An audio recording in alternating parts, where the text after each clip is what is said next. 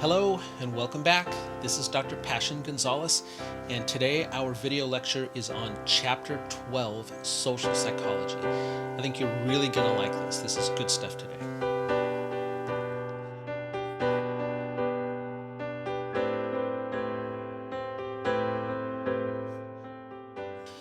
Before you go any further, be sure you watch the Science of Persuasion video that is listed in your module. Watch that first. Stop the video, watch that first, and then come back to this one. Now, I'm sure you've heard me tell you several times that number one, I'm a psychologist and I've been doing this for about 25 years. And if you've ever wondered why I tell you this stuff so often, your first reaction might be, gee, this guy's really bragging on himself. And that may be true.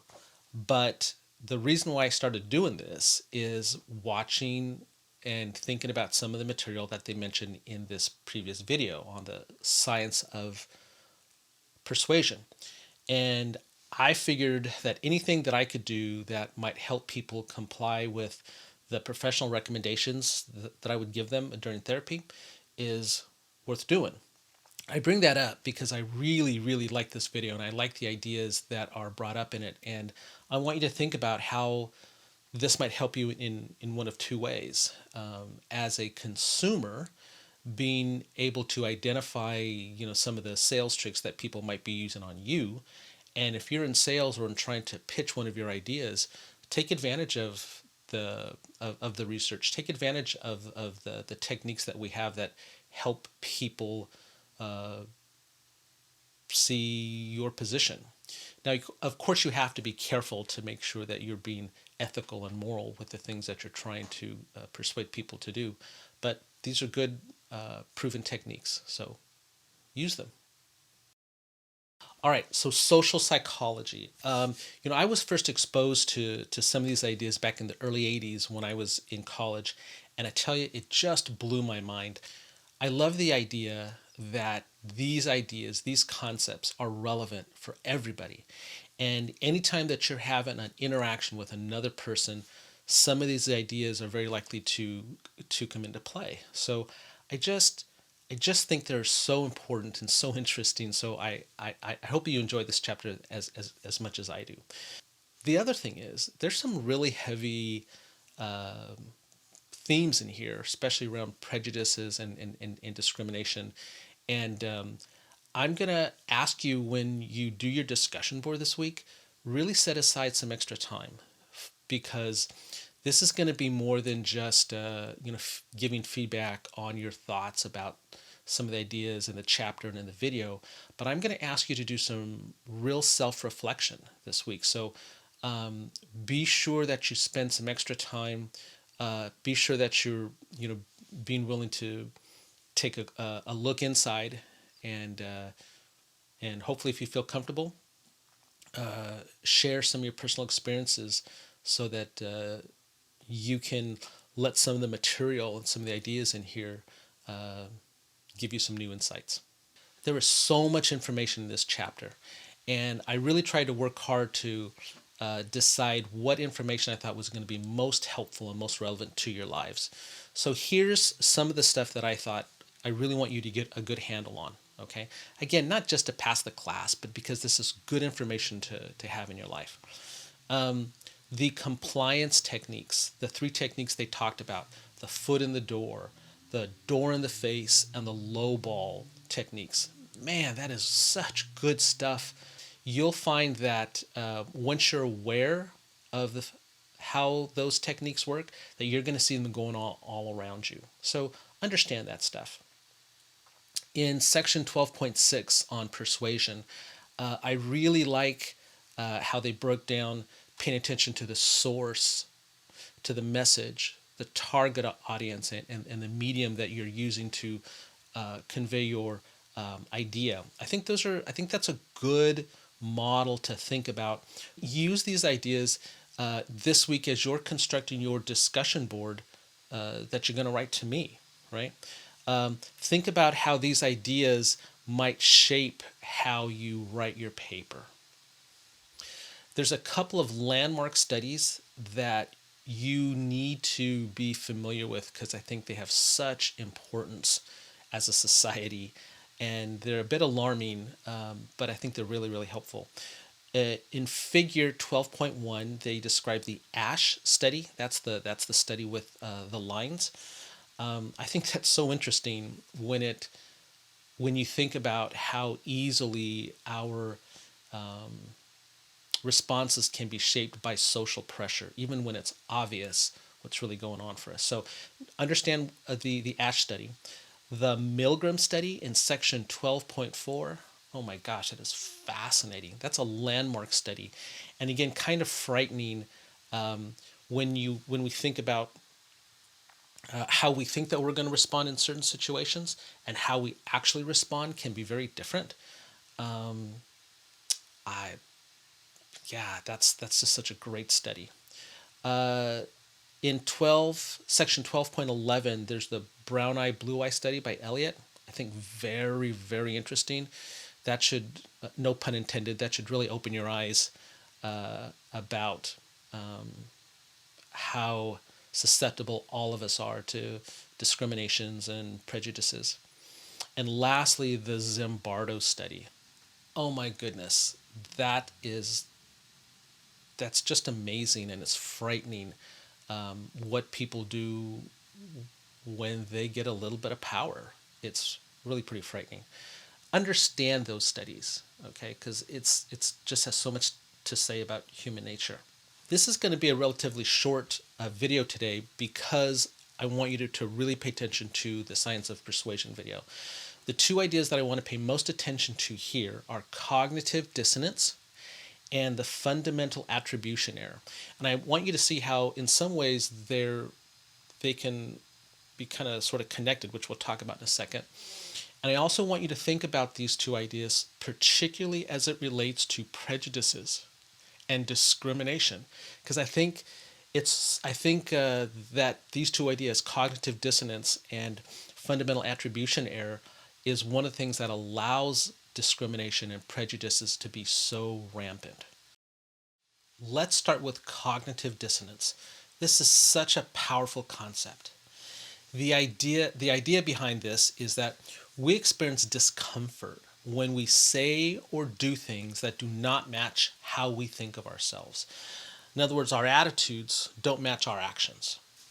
All of us want to think of ourselves as intelligent, good, moral people. So, what happens when our words, our actions don't match that image? It doesn't feel good. We get unsettled, there's this tension. That's the dissonance. That's the tension that we want to resolve.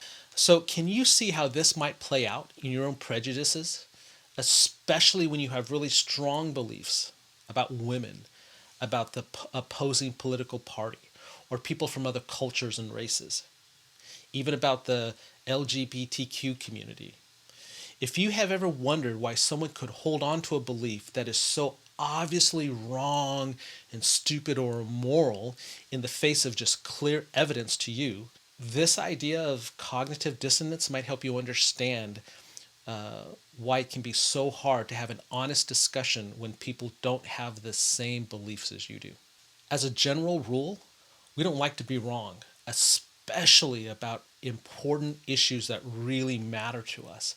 No one wants to be the bad guy, so we will do a whole lot of mental gymnastics to convince ourselves that we are not bad, we're not racist, we're not sexist, we're just not bad people. When we have this dissonance, we have a couple of choices in terms of how people try to resolve that. The chapter talks about changing the conflicted behavior to match the belief. They can change their thought or their cognition in order to match the behavior, which happens very often and gets frightening because that's how people justify doing terrible, awful things to other people, right? They don't change their behavior to match their attitude. They change their attitude, they change their beliefs to justify what they do. That's when things get scary. And sometimes people create a new cognition to justify their behavior. So, again, particularly in relation to prejudices that you may have, that you see in other people, I think this goes a long way to help us understand why it's so hard for people to break out of patterns, especially if it's going to put them in a bad light. Fundamental attribution error.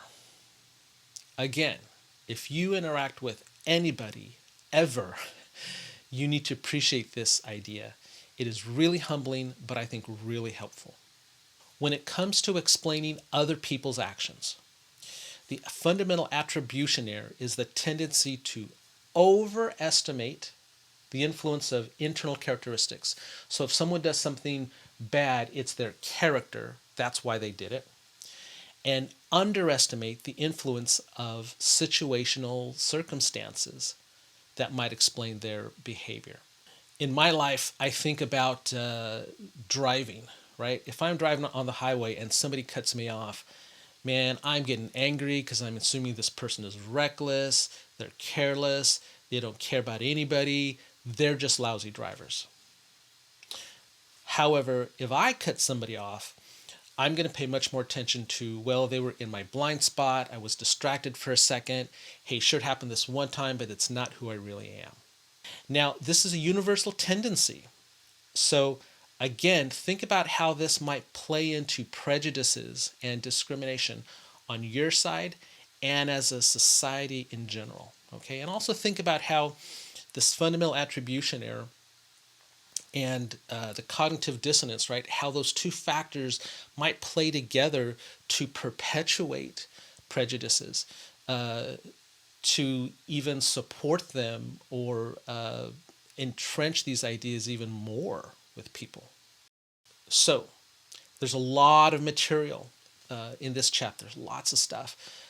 Watch the video, pay attention to these two ideas of the fundamental attribution error and cognitive dissonance, and think about how they relate to discrimination and prejudice. In your discussion board, I'm going to ask you to take more time than you usually do because I want you to reflect on your own biases. Now, I know this is uncomfortable. No one wants to do this, me included. But I'm going to expect you to put in a little bit more time, a little bit more thought, and length to your discussion board. I don't want a 6-sentence review of some of these topics. I really want you to put in some thought and effort into this week's discussion board. So don't rush through this one, okay? Start early, give yourself plenty of time. My assumption is very, very clear, and you're not going to sway me on this. All of us have prejudices, no exception. What I'm asking you is to be as honest as you can about them, particularly in relation to the material that we're reading in the chapter. And I really want you to think about how these two ideas, cognitive dissonance and the fundamental attribution error, play a role in all of that, in society as a whole, in the people that you come into contact with, and for yourself, okay? As always, do the quizzes throughout Revel. Do the chapter Revel quiz at the end of the chapter. Don't forget the Canvas exam, okay? My office hours are Tuesday nights at 7 o'clock on Zoom. You can find the link on the announcements. And if you have any questions, reach out to me, email me. We're getting close to the end of the semester, so stay focused, put in your work, and I look forward to reading your papers. All right? Take care. Bye-bye.